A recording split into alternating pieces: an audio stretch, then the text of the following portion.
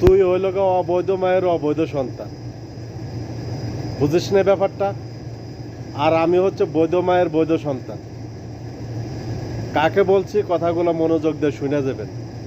Doctor Yunus সুদখোর, আন্তর্জাতিক হিসাবে পরিচিত হয়েছে একজন সুদখোর, একজন অবৈধভাবে রাষ্ট্র ক্ষমতা বসে আছে, অসাংবাদিকভাবে, জনগণের মেন্টেন ছাড়া, জনগণের নির্বাচিত ছাড়া সে এখন রাষ্ট্র ক্ষমতা বসে আছে।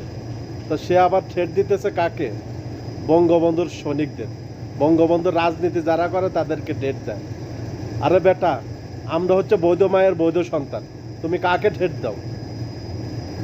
পায়ের তলার মাটি থাকবে না, হুঁশিয়ার, পায়ের তলার মাটি থাকবে না। যখন বঙ্গবন্ধু সৈনিকরা রাজপথে নামবে, যখন মোকাবেলা করবে, তখন তো ওদের 14 গোষ্ঠীর ক্ষমতা নাই। তো 14